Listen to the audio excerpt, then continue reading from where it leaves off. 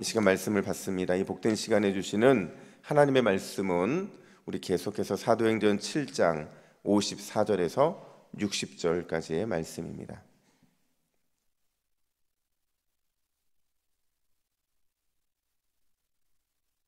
신약성경 199면에 있는 사도행전 7장 54절에서 60절까지의 말씀, 특별한 두 개의 메시지라는 제목으로 오늘 말씀을 받습니다. 54절부터 60절까지 한 절씩 교독해 있습니다. 그들이 이 말을 듣고 마음에 찔려 그를 향하여 이를 갈거든 사데반이 성령 충만하여 하늘을 우러러 주목하여 하나님의 영광과 및 예수께서 하나님 우편에 서신 것을 보고 말하되 보라 하늘이 열리고 인자가 하나님 우편에 서신 것을 보노라 한데 그들이 큰 소리를 지르며 귀를 막고 일제히 그에게 달려들어 성 밖으로 내치고 돌로 칠세 증인들이 옷을 벗어 사울이라 하는 청년의 발 앞에 두니라. 그들이 돌로 스데반을 치니 스데반이 부르짖어 이르되 주 예수여 내 영혼을 받으시옵소서 하고 함께 했습니다. 무릎을 꿇고 크게 불러 이르되 주여 이 죄를 그들에게 돌리지 마옵소서. 이 말을 하고 자니라. 아멘. 여러분, 일본이 낳은 세계적인 기독교 작가 엔도 슈사쿠라는 사람을 아실 겁니다. 그의 책의 가장 유명한 책 중에 하나가 이제 침묵이라는 건데요. 저는 이 침묵이라는 이 작품을 책으로도 봤고 영국으로도 봤고 또 영화로도 봤는데 그 중에 가장 저한테 이렇게 기억에 남는 게 뭐냐면 리암 니슨이 나온 이 침묵이라는 영화가 영화가 제목이 사일런스라는 영화거든요. 근데 이 영화를 제가 몇 번 본 것 같아요. 근데 그 영화를 볼 때마다 참 잔인하다고 느껴지는 게 뭐냐면 신자들을 일본인들이 이제 핍박을 합니다. 핍박을 한 것을 그치는 것이 아니라 그들을 엄청나게 고문을 하는데 어떻게 고문을 하냐면 정말 소름 끼쳐요. 바다 한가운데에 십자가를 못 박아요. 그리고 그 십자가에 못 박고 나서 거기에다가 신자들을 매답니다. 그리고 거기서는 이제 이 해변가 주변이 보통 이렇게 용암이 끓는 지대예요. 그래서 물이 뜨겁게 달궈지는 지역이었는데 그 뜨거운 물을 퍼서 이제 온천수로 고문을 하는 거예요. 낮에는 온천수로 고문을 하고 밤에는 파도와 또 차디찬 바람 그리고 점점 해수면이 올라오면서 정말 숨이 막힐 것 같은 이런 공포 이런 것들을 통해서 그들이 이제 서서히 죽어가게 만드는 거거든요. 근데 이 작품을 보는 사람들에게 어떤 질문을 던지고 있느냐 하면요, 고난을 당하고 심지어 순교를 당할 때 왜 아무런 기적도 그 어떤 도움도 나타나지 않느냐 하는 겁니다. 여러분, 한마디로 말하자면 이거예요. 왜 하나님은 우리가 고통받고 우리가 어려움을 당하고 있을 때 침묵하고 계시느냐, 그 침묵의 이유를 묻고 있는 게 바로 이 작품의 내용이거든요. 사실 저도 어린 시절에 오늘 본문을 접하면 동일한 질문을 하나님께 던져본 적이 있어요. 하나님, 스데반 집사님이 예수님 때문에 또 복음 때문에 전도 때문에 돌에 맞아 순교하는데 왜 하나님은 그를 도와주시거나 또는 그를 크신 손으로 구원해 주지 않으시는 겁니까? 그 질문을 제가 어린 시절에 던졌던 기억이 나고 또 생각을 해보면 커서는 어떤 질문이 던져졌냐면 이런 질문인 거죠. 만약 스데반 집사님이 하나님의 도우심으로 인해서 엄청난 큰 구원의 은혜를 경험했다 생각해 보세요. 아마 전 세계의 이 기독교의 지도는 달라졌을 겁니다. 왜냐하면 실제로 스데반은 이 헬라파 기독교인이었잖아요. 헬라파 기독교인이었기 때문에 아마 복음을 들고 헬라어로 그 복음의 놀라운 역사를 일으키기에는 바울보다도 더 어떻게 보면 더 분명하고 확실하고 더 다이나마이트 같이 폭발적인 이런 능력을 나타냈을 텐데 왜 그의 결말이 이래야만 되는가 하는 아쉬움도 들었다는 거죠. 여러분, 도대체 왜 하나님은 스데반을 순교하지도 내버려 둔 걸까요? 도대체 왜 하나님은 스데반의 순교 앞에서 침묵만 하고 계신 걸까요?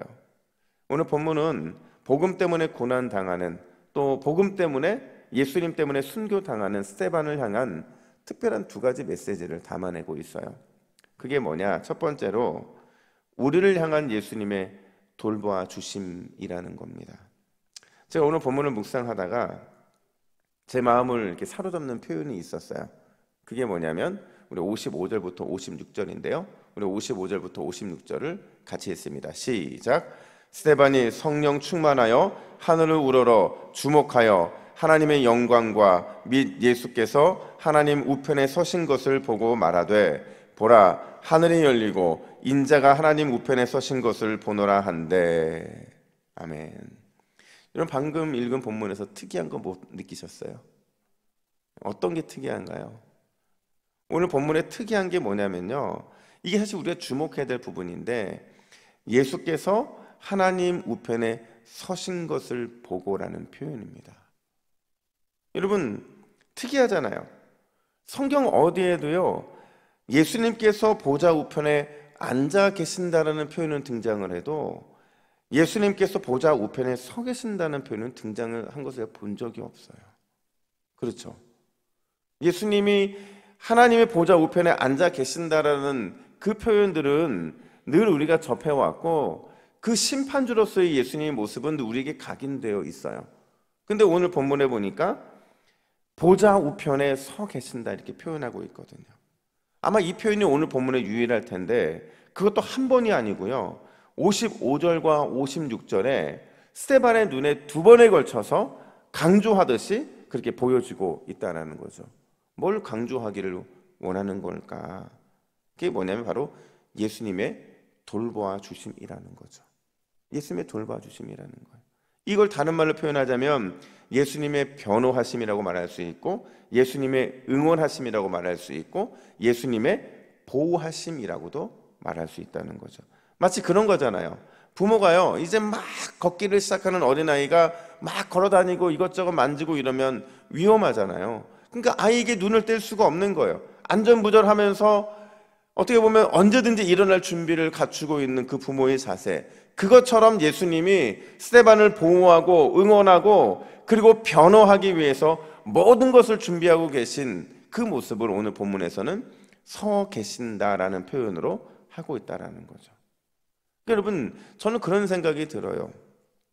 우리가 믿음이 있다는 게 뭐냐면요, 우리가 위기가 없다는 게 아니에요.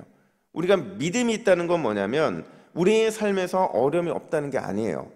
어려움도 있고 위기도 있는데 진짜 믿음이 있다는 건 뭐냐면 그런 가운데서도 하나님의 보좌 우편에 서 계신 예수님을 볼 수 있으면 그건 믿음이 있는 거예요. 왜요? 그분이 언제든지 우리를 도울 준비가 되어 있으니까. 시간만 다른 겁니다. 그분의 도움의 손길의 타이밍과 내가 도움을 받기를 원하는 시간이 틀린 거고 그 정도가 틀린 거지 주님은 항상 그 일을 위해서 보좌 우편에 서 계신 거예요. 그게 우리가 그걸 볼 수 있으면 우리는 어떤 시험도 어떤 어려움도 어떤 고난도 견딜 수 있는 거죠. 여러분 스데반이 이 장면을 봤는데 이 장면이 초기 선교사들에게 복음을 들고 나아가야 되는 수많은 사도들과 또 수많은 예수님의 제자들에게 얼마나 큰 힘과 용기가 되었겠냐는 거예요. 위기 속에서 어려움 속에서 심지어 순교의 현장 속에서도 주님이 자신이 사랑하는 자녀들을 위해서 일어서서 응원하시고 일어서서 보호할 준비를 하고 계시고 일어서서 변호하실 준비가 되어 있다라는 이 모습이 얼마나 그들에게는 든든한 버팀목이 되었겠느냐 하는 거예요. 초기 사도들과 또 예수님의 제자들만 그랬습니까? 아니에요. 2000년 기독교 역사에서 얼마나 많은 믿음의 선배들이 사랑하는 자녀를 위해서 보좌 우편에 앉지도 못하고 서 계신 그 주님으로 인해서 얼마나 큰 힘과 능력을 경험한지 모릅니다. 근데 여러분 우리는 어떠냐는 거죠. 우리는 과연 우리의 삶에서 보좌 우편에 서 계신 주님의 특별한 보호하심과 특별한 그분의 사랑하심이 변함없음에도 불구하고 우리는 그걸 바라보고 있느냐 하는 거예요. 여러분 우리가 믿음이 약한 이유는 그 순간 하늘을 우러러 보좌 우편에 계신 그 예수님을 바라보지 못했기 때문이라는 거죠. 그래서 우리는 무너지는 거고 믿음이 약해질 수밖에 없다는 겁니다. 일전에 저희 아내가요, 교회에서 이제 제자 훈련 받고 이제 사역 훈련 2년 동안 이 훈련을 하거든요. 근데 늘 이런 훈련을 하면서 정말 2년 동안 아주 철저하게 느꼈던 그 은혜의 감동이 뭐였냐면 매번 이런 거였어요. 여보, 나는 하나님이 무서워, 이러는 거예요. 그래서 제가 뭐가 그게 무서운데 여보 그랬더니 저희 아내가 하는 말이, 어떻게 하나님은 내 마음을 다 꿰뚫어 보시고 이렇게 채우시지, 이런 얘기를 하는 거예요. 그러니까 뭐 이런 거죠. 뭐 아이들이 문제가 있으면 뭐 사실은 뭐 문제가 있을 수도 있는데 그 문제 때문에 마음 힘쓰고 근심하고 한번 울면 그냥 또 마음속에서 기도하면 그게 정말 순간순간 너무 빨리빨리 응답이 되는 거예요. 심지어 어떤 것까지 응답이 되냐면 저희 아내가 그것도 여름이었는데 귤을 좀 먹고 싶다 이랬더니 그날 제가 신방 갔다 귤을 받아온 거예요. 그러니까 저는 사실 받아왔으니까 저희 입장에서는 응답도 아니고 아무것도 아닌데 저희 아내 입장에서는 분명히 내가 그냥 귤 먹고 싶다 이 생각만 했을 뿐인데 제가 그걸 받아온 거예요. 돈도 없는 것도 아니에요. 돈도 사 먹을 수도 있어요. 근데 저도 그 생각은 못하고 있었는데 그게 응답이었다는 거죠. 이런 것들이 쌓이고 쌓이면서 저희 아내가 어떻게 하나님이 이렇게 내 마음을 꿰뚫어 보시는지 모르겠다. 근데 제가 이 말씀을 갖다 그 이유가 이해가 돼요. 우리가 그냥 울었을 뿐인데 그냥 마음에 품었을 뿐인데 그런데도 응답을 받는 이유는 뭐냐면 보좌 우편에 서서 우리를 돌봐주시는 주님의 사랑, 그 사랑 때문인 줄로 믿습니다. 여러분, 우리가 오늘 이 새벽에 뭘 구해야 되냐면 하나님 보좌 우편에 서서 우리를 보호하시고 응원하시고 또 변호하시는 주님의 그 크신 사랑을 오늘도 경험케 하여 주시옵소서. 힘들 때 하늘을 우러러 보면 하나님이 우리를 향해서 예수 그리스도가 보좌 우편에서 서서 우리를 도울 준비를 하고 계신 그 모습을 볼 수 있는 영적인 눈을 열어 주시옵소서. 그러면 오늘 우리의 삶이 주님이 채워주시는 은혜의 삶이 될 줄로 믿습니다. 뿐만 아니라 오늘 두 번째는 뭐냐면 이 스데반의 순교의 장면 속에서 주는 교훈 두 번째, 하나님 나라는 반드시 전진한다라는 사실이에요. 여러분, 오늘 본문에 보면 이 순교의 장면에서 가장 기억에 남는 명장면, 최고의 장면이 뭔지 아세요? 어떤 분들은 성령 충만한 스데반의 모습, 그리고 반대자들의 분노에 가득 찬 모습이 서로 상반되게 비교되고 있는 게 명장면이라고 말을 합니다. 또 어떤 분들은 마지막 죽어가면서 주님 이 죄를 그들에게 돌리지 말아달라고 기도하고 있는 스데반의 이 모습이 명장면이라고 말을 합니다. 다 맞아요. 근데 진짜 명장면은 뭐냐면 이제 순교로 인해 사라지는 스데반과 그리고 이제 그의 순교 이후에 등장하게 되는 이 사울이 교차되고 있는 이 모습이 오늘 본문의 가장 핵심적인 그런 말씀이라는 거죠. 우리 58절 말씀을 같이 읽어볼까요? 58절입니다. 시작. 성 밖으로 내치고 돌로 칠세 증인들이 옷을 벗어 사울이라 하는 청년의 발 앞에 두니라. 여러분, 당시 이 당국자들의 입장에서는요, 스데반만 죽이면 자연스럽게 복음도 하나님의 나라 운동도 멈출 것이라고 그들은 확신했어요. 스데반만 죽으면 모든 예수님의 제자들이 두려움에 떨어서 다 도망가고 결국에는 그 복음은 이전에 일어났던 수많은 어떤 메시아들처럼 다 사라질 것이라고 그렇게 착각했다는 거죠. 특별히 오늘 본문에 지금 58절에 등장하는 사울이라고 하는 이 청년, 그도 이러한 확신 가지고서요 복음과 하나님 나라 운동을 핍박했던 사람이거든요. 근데 잠시 후면 하나님께서는 스데반을 대신해서 누구를 새로운 증인으로 세우십니까? 사울을 세우시죠. 바울의 이름으로 그를 세우셔서 스데반을 대신해 새로운 증인의 역할을 감당하게 하신다고요. 뭐가 느껴지세요? 여러분, 하나님 나라 천국은요 그 확장을 우리의 힘으로는 결코 멈출 수 없다는 사실이에요. 우리가 때로는 시험에 들고 우리가 때로는 무너지고 우리가 때로는 넘어져 있는 그 순간에도 하나님의 나라는 계속 확장되고 있는 거예요. 주님의 부흥의 역사는 계속 이루어지고 있다고요. 우리가 시험 들어있고 넘어져 있는 동안에 하나님 나라는 여전히 전진하고 있는데 우리가 그것에 하나님 나라에 방해가 되거나 도움이 되지 않는 건 모두 우리의 손의 일 뿐이라는 거죠. 그런 의미에서 오늘 이 새벽에 우리가 나온 것도 나를 통해서 하나님 나라가 전진하는 도구로 쓰임받기 위해 나온 줄 믿습니다. 그런 의미에서 여러분, 우리는 늘 그렇게 기도해야 돼요. 하나님, 내가 오늘 기도함으로 하나님 나라가 날마다 전진하게 하여 주시옵소서. 하나님 나라가 확장되게 하시옵소서. 이런 기도를 해야 된다고요. 제가 아주 이전 교회에서 제 첫 사역이 중등부 사역이었거든요. 근데 중등부 사역을 하는데 한 교사가 시험에 들어 저한테 온 거예요. 근데 이제 교사끼리 시험이 아니고 하나님께 내 시험이 된 겁니다. 어떻게 하나님이 나한테 이렇게 헌신하는데 이럴 수 있냐는 거죠. 그러면서 내가 교사 안 하면 하나님이 후회하실 거라고 하면서 저한테 교사를 안 하시겠다는 거예요. 그래서 제가 그분한테 뭐라고 말했냐면, 집사님, 제가 생각할 땐 얼마 안 있어 집사님이 이 교사 그만두고 후회하실 겁니다. 왜냐하면 하나님께는 스페어 타이어가 너무 많거든요. 언제든지 뭔가 이 바퀴에 문제가 생기면 갈아 끼울 스페어 타이어가 우리 너무 많아요.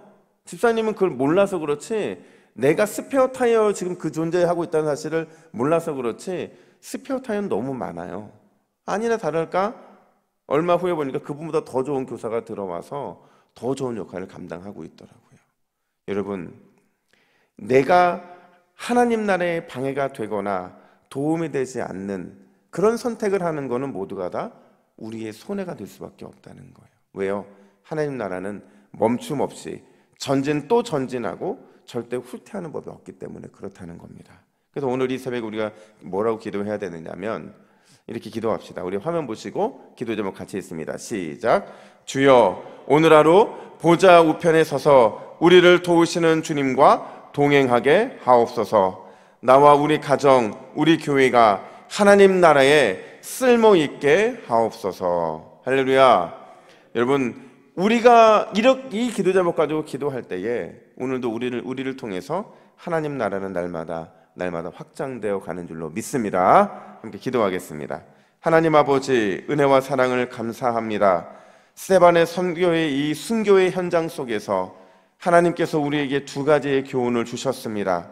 보좌 우편에 서서 우리를 도우시는 그 주님이 날마다 우리를 위해 변호하시고 보호하시고 우리에게 주실 복을 위해 준비하고 계신다는 사실을 우리가 늘 보게 하여 주시고, 그 믿음 가지고 오늘도 승리하며 하나님 나라에 쓸모있는 삶을 살아가는 우리 모두가 될 수 있도록 역사하여 주시옵소서. 우리를 무너뜨리려는 수많은 공격을 주님 친히 막아주시고 오직 십자가의 주님만을 바라보며 오늘도 우리의 믿음이 날마다 또 승리로 나타날 수 있도록 주께서 함께하여 주시옵소서. 감사드리며 예수님의 이름으로 기도하옵나이다. 아멘.